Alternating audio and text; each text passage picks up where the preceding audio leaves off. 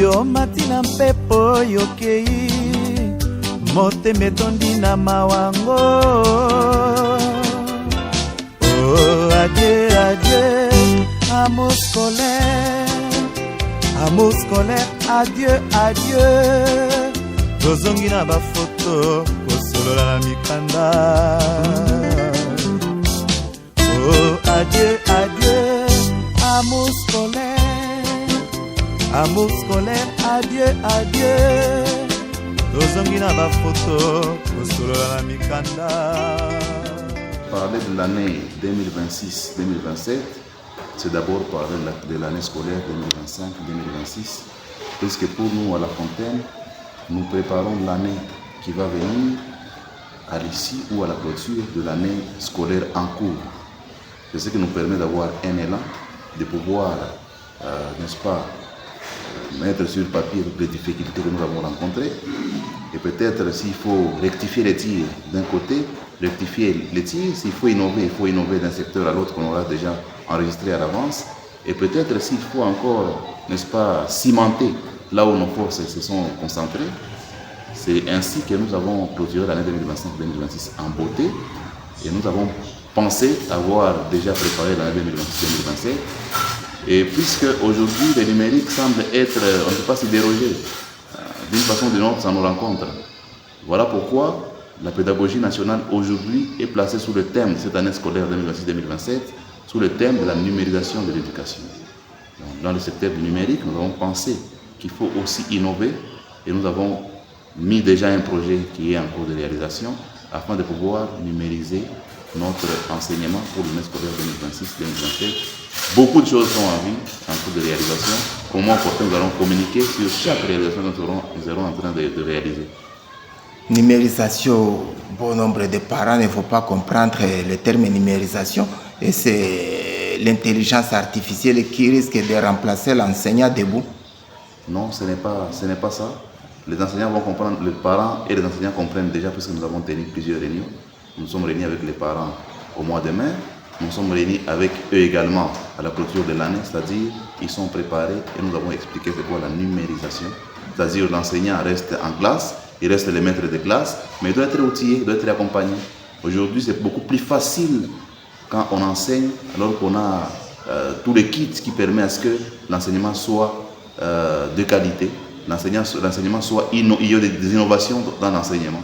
C'est-à-dire l'enseignant reste maître de classe, comme vous l'avez dit, il reste maître d'élève, mais il est outillé par un kit à jour qui lui permet de pouvoir être performant davantage. Avant d'évoluer, parlez-nous brièvement comment l'année scolaire passée, vous l'avez bouclée ici, au complexe scolaire La Fontaine.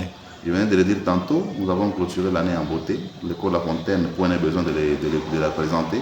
C'est une école bien connue dans la ville de Goma. En tout cas, je ne voudrais pas revenir sur tous les mérites que nous avons, puisqu'on ne se jette pas les fleurs. Mais l'école La Fontaine n'est plus à présenter. Juste par rapport à la clôture de l'année scolaire, je veux dire que nous avons clôturé l'année en beauté. Nous avons eu une moyenne de réussite de plus de 90%. C'est-à-dire c'est le premier mérite qu'il faut se féliciter. C'est-à-dire tout a marché bien. Et malheureusement, ou bien quoi qu'il y ait des difficultés aujourd'hui qui sont enregistrées dans plusieurs domaines, qui touchent directement ou indirectement le secteur éducatif, mais Dieu a permis que nous puissions clôturer en beauté et nos enfants sont en train de nous représenter partout, nous avons envoyé nos produits. Là, je reviens du collège Mwanga. Pour le concours d'admission, le lauréat, le meilleur résultat, le meilleur pourcentage a été le nôtre, c'est un fruit de La Fontaine. Mukisho Bategani, numéro 146, il a eu 98%.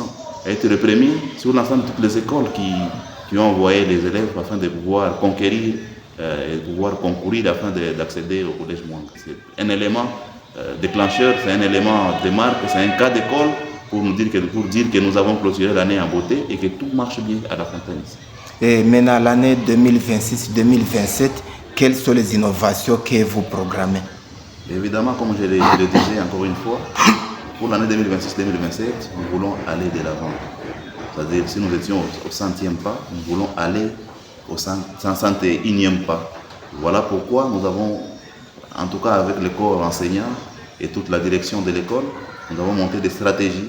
Nous avons déjà placé des innovations, comme vous le dites. Les innovations, je ne pense pas qu'à La Fontaine, sur le plan pédagogique, il y a encore des problèmes. Nous ne pensons pas que sur le plan de discipline, il y a encore des problèmes. Mais qu'à cela ne tienne, nous montons des stratégies afin de pouvoir cimenter, comme je le disais, afin de pouvoir maintenir le cap et si besoin il y a, aller au-delà. Je ne peux pas vous dire tout ce que nous avons déjà planifié puisque le moment n'est pas encore arrivé. Mais au moment opportun, je disais, nous allons informer sur toutes les stratégies que nous sommes en train de réaliser au fur et à mesure. Je ne saurais pas déjà dévoiler les secrets de notre boîte noire, mais au moment opportun, nous allons informer. Avec les 3 sections maternelles, primaires et secondaires, est-ce que les bâtiments sont suffisants pour l'encadrement des élèves et des écoliers? Les bâtiments sont suffisants. D'ailleurs, vous avez vu derrière nous qu'il y a un chantier qui est en cours, c'est-à-dire que les bâtiments sont suffisants. Nous recevons les élèves et nous avons une capacité d'accueil que nous avons définie. Et lorsque nous voulons aller au-delà de notre capacité d'accueil, nous ne les permettons pas. Voilà pourquoi ici chez nous, nous inscrivons, nous avons déjà un nombre limité d'inscriptions et nous avons des jours limités d'inscription. Voilà pourquoi à la clôture, nous avons demandé à ce que les parents viennent confirmer avant le temps leurs enfants pour qu'on ait une idée des élèves que nous avons déjà à l'avance et des élèves que nous aurons à inscrire.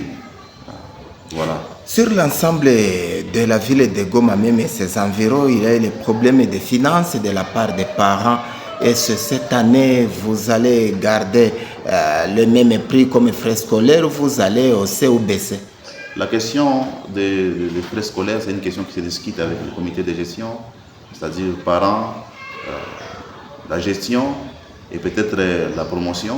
Ensemble, nous définissons les stratégies et on fixe le prix. Et comme vous l'avez dit, nous traversons un contexte particulier. Il y a beaucoup de difficultés, évidemment, que les parents rencontrent et que l'école rencontre aussi. Voilà pourquoi, avec les parents, nous avons tenu une assemblée pour clôturer l'année scolaire. Et dans le cours de cette assemblée, nous avons décidé que tous les frais de cette année scolaire 2025-2026 seront reconduits pour l'année scolaire 2026-2027. Maintenant, comment vous préparez le corps enseignant? Le corps enseignant, ils sont en vacances, mais d'ici là, ils vont reprendre afin de commencer avec les activités préparatives de l'année scolaire 2026-2027. En tout cas, le moral est au zénith. Chez nous, à La Fontaine, il n'y a pas de problème. Vous n'allez pas entendre des lamentations des enseignants comme quoi le salaire n'a pas été touché. Non, non. Nous avons clôturé en beauté et les enseignants sont suffisamment motivés et suffisamment préparés pour l'année scolaire 2026-2027 qui pointe déjà à l'horizon. Les inscriptions se font dans quelle classe, dans quelle salle? Les inscriptions se font au degré maternel, évidemment. Toutes les classes, nous inscrivons. Et au degré du primaire, c'est-à-dire la section primaire, nous inscrivons de première année jusqu'en 4e année. Et à l'école secondaire, 7e année. Donnez votre message. Nous avons évidemment un message à donner aux parents pendant ces vacances ici. Vous savez, les parents, c'est un complément de l'école. Nous travaillons en synergie. Quand l'enfant est à l'école, il est censé appartenir à l'école. À l'école, nous sommes parents et encadreurs. À la maison aussi, pendant les vacances ou à la maison, une fois à la maison, le parent devient encadreur et parent de l'élève. Voilà pourquoi nous supplions que les parents continuent cet encadrement, discipline, accompagnement de l'élève, que l'élève ne rentre pas au mois de septembre ici ayant tout perdu en tête. Sur le plan conduite, peut-être l'élève est devenu, a déjà une conduite qui n'est pas acceptable.